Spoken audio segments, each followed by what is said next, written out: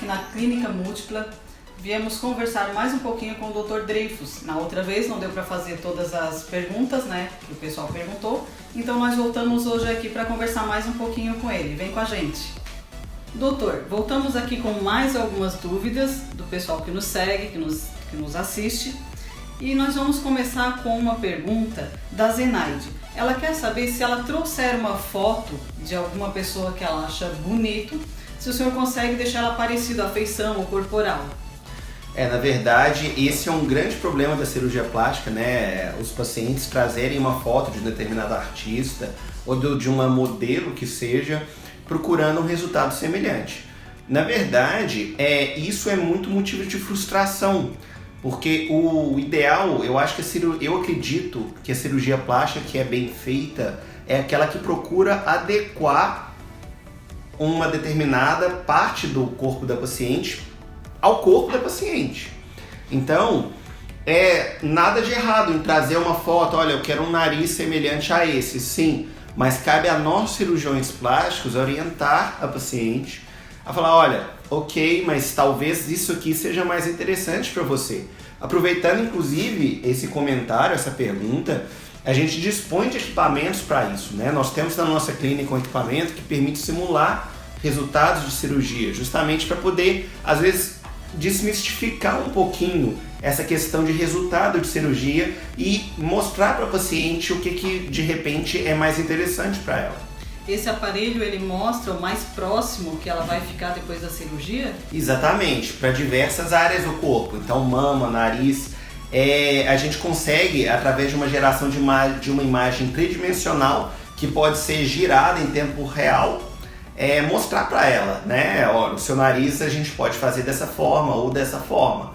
Então, a paciente trazer uma foto para a gente talvez nos dê ideia do que ela espera da cirurgia.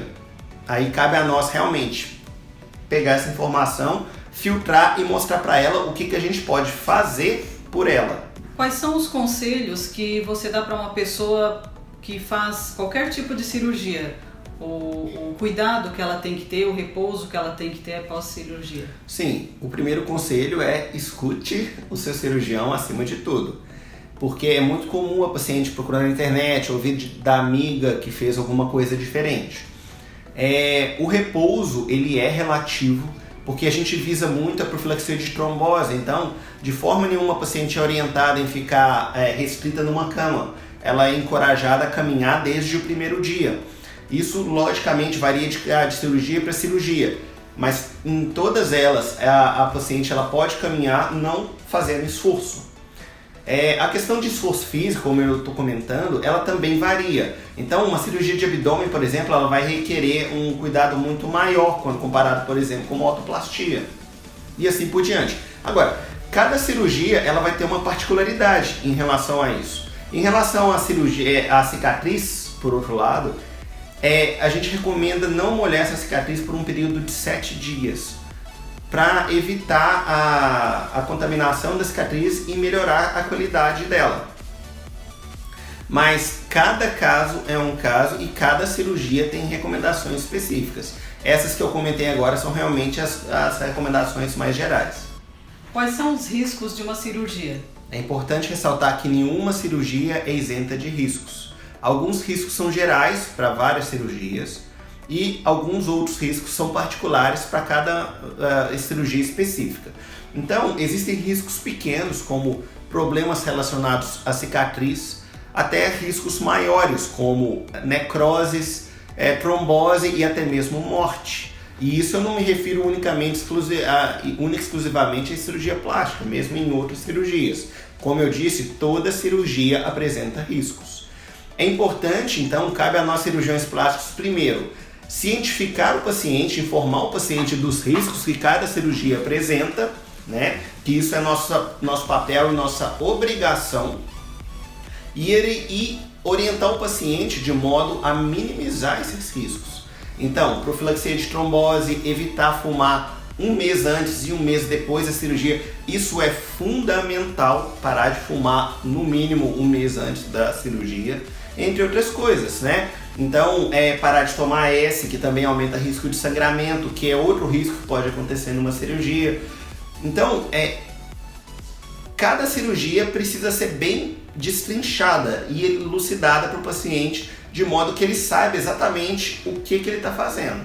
O anticoncepcional também tem que parar de tomar? Sim, eu geralmente recomendo parar o uso de anticoncepcionais 3 semanas antes, porque já está mais do que documentado que o anticoncepcional ele aumenta sim o risco de trombose, de eventos tromboembólicos, principalmente em mulheres jovens. Na verdade, é o principal fator de eventos tromboembólicos em mulheres jovens. Então é recomendado parar no mínimo 3 semanas antes. Sim. A procura é maior por homens ou por mulheres? E quais são as áreas que eles mais se interessam em fazer cirurgia?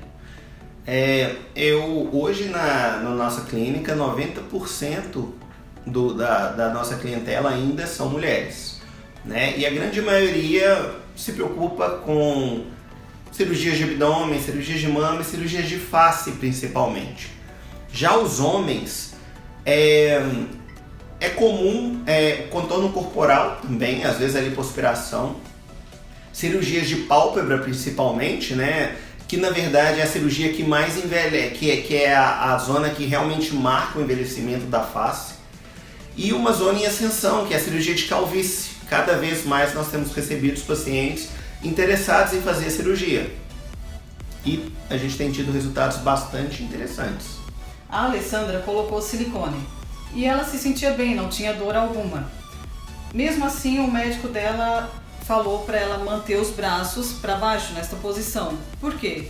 A limitação do movimento do braço é uma particularidade de cada cirurgião, ou seja, existem cirurgiões que liberam completamente a movimentação do braço e existem cirurgiões, como o da Alessandra, que recomendam limitar ao máximo o movimento do braço.